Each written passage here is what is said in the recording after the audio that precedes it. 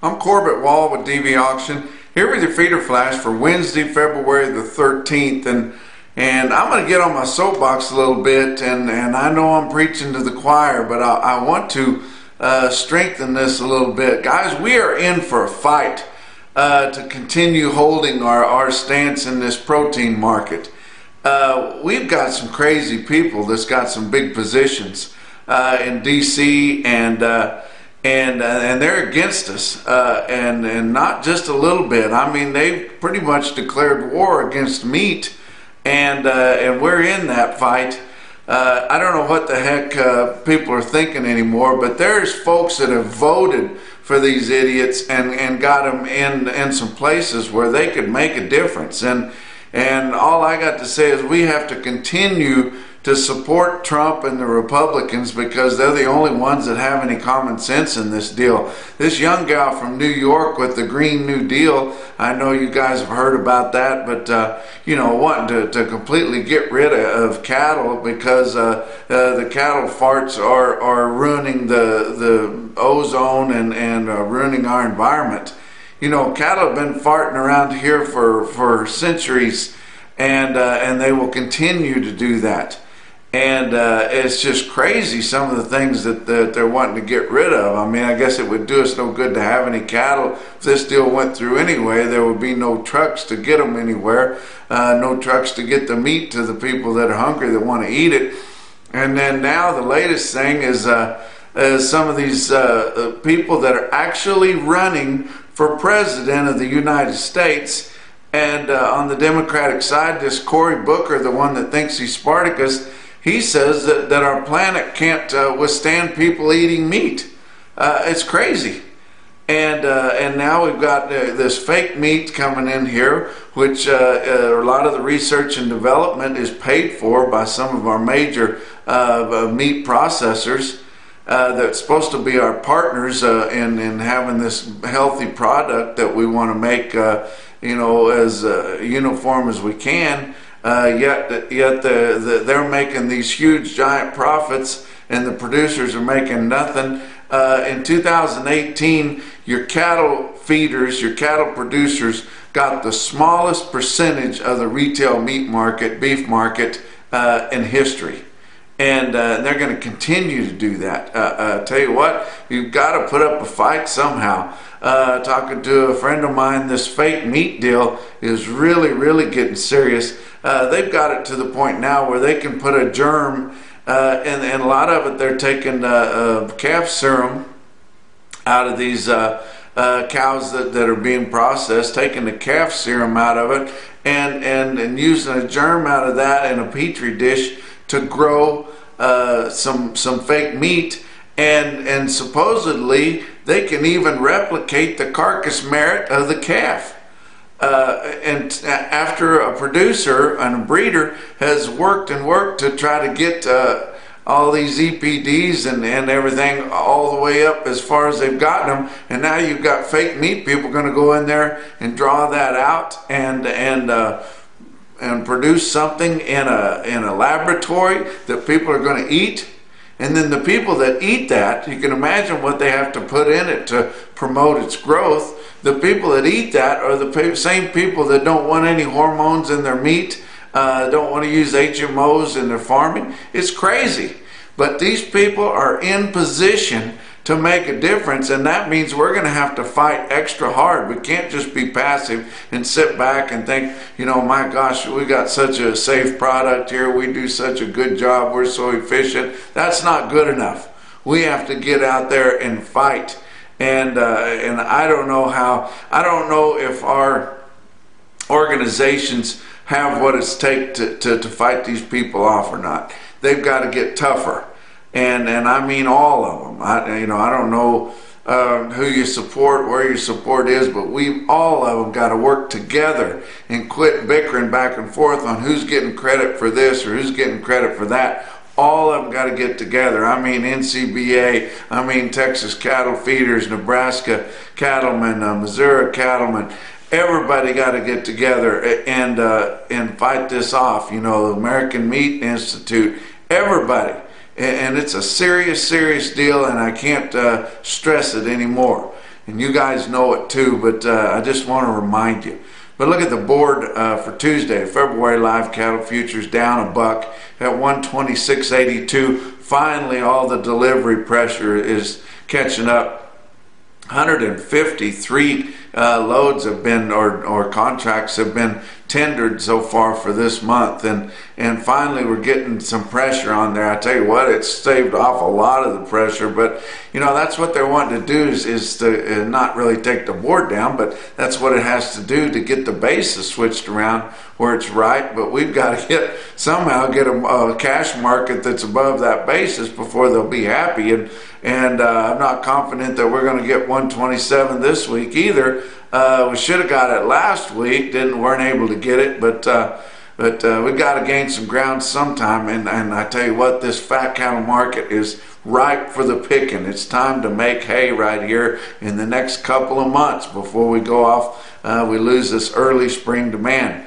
April live cattle contracts down 42 cents at 127.87. And the further out you went, it was a little bit better. And I know that our out fronts are trading at a big discount to what our current market is, but it's starting to shore up just a little bit, even if we have to lose some ground on the nearbys. But March feeder cattle down 27 cents at 144.40, but actually still trading at a pretty good premium to what our cash market is on your feeders. Just not a lot of drive out there on feeding weights because it's been so miserable with all this mud and cold weather and everything. Guys just want to kind of catch their breath before they start loading up too much more and start shucking some of these cattle that's been through the worst of it. The weights are down, the performance has been terrible. They're more interested in buying lightweight cattle because it's so much more fun to turn cattle out, and that is coming. I know some of you guys are doubting it's going to get here this time, but it is coming. April feeder cattle down just 2 cents at 146.65. Fat cattle trade, of course, has not developed. Did have a few sales in Iowa, about 700 head on a live basis from 199, or excuse me, on a dress basis from 199 to $200. Live sales 125 and 126 without fighting. That's just taking what they're offering. But look at an auction. You know how I support the auctions. Look at an auction. About the hottest fat cattle sale in the country right now is Stockman's Livestock in Yankton, South Dakota. They had over 2,000 head on their slaughter sale on Tuesday. Fat steers, this is off their website, guys. Don't have them on Cattle Market Central. Hint, hint, guys, if you guys are listening that have something to do with that sale, we would sure like to get you in this automated market reporting, and I could talk about you a whole lot more. Fat steers at Stockman's, 124.5 up to 130. And that's in an auction setting. You know, the competition right there. Who would have thunk it? But let's look at some of your feeder cattle markets. Your real-time index on Cattle Market Central late on Tuesday at 142.04, up 42 cents. And pretty good market around. Western Video Market is going to have their next sale on March the 1st. The deadline to get those cattle consigned is February 21st. So you guys kind of on the western side of the country that are want to sell your cattle on video, Western Video Market is a good place to do it. And like I said, getting ready for their next big sale, going to be March the 1st, and need to get a hold of one of your agents, which are most of your big sale barns. I like the way they do that. It's just not some guy driving around with a camera. It's a big sale barn, and that way they don't step on each other's toes. Something else I want to talk about. Cane beef down Corpus Christi, Texas, did sell out there last week to an outfit called JDH Capital. And the workers are still kind of waiting there, hoping they get that thing going. Of course, it takes a lot of time to get everything processed and get rolling around. But word is they're wanting to get going as quick as they can so they can keep as many employees as they can. But employees have been without a check now for several weeks, and they can't just keep hanging if they don't get something done pretty fast. But they're wanting to get going as fast as they can. Rumor is that they're wanting to slaughter top quality steers and heifers. So we'll see how that goes. I'll be surprised if they didn't process some cows too, but that's the word on the street. Let's look at some of your feeder markets on Tuesday. OKC West, El Reno, Oklahoma had the calf sale on Tuesday. Around 2,000 head, kind of a light run. Been rainy and cool and kind of nasty in central Oklahoma, but calves selling $3 to $6 higher. Yes, it's because of grass coming around the corner, but mostly because of graze out wheat. You know, guys weren't even able to graze a lot of that wheat, even though it was real wet around, had a lot of moisture. It was just too wet to turn them out. But when the sun comes back out and the temperatures get up there, there's going to be tons of graze out wheat. And no more than the wheat's worth. Of course, it's a little better this time because we didn't sow as much of it around. But that to graze that wheat out, you can really probably harvest more money out of that crop than you can making a crop out of it. But there's some diehards that'll do it. But there'll be a lot of grazing in central and southeastern Oklahoma.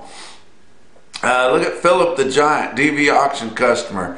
Every Tuesday you can view and bid their sale right on dvauction.com. Philip, of course, it's not their big time of the year, but still about 4,000 head. When I pulled this market report off Cattle Market Central, look at the weighted averages on some of these well-tested weights. On the steers, 592 head of 7-weight steers, average 748, 146.59.